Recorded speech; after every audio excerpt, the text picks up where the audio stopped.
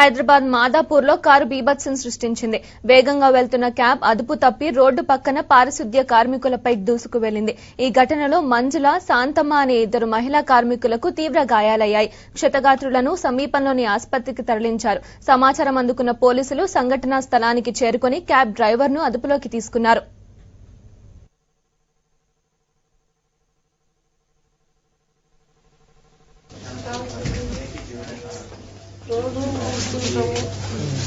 Police station కడ మేము కాయదలు కుప్ప పెడుతుంటే ఇంటికెళ్ళి వచ్చి కారు గుద్దేసి ఆమెను ముందు గుద్దాడు.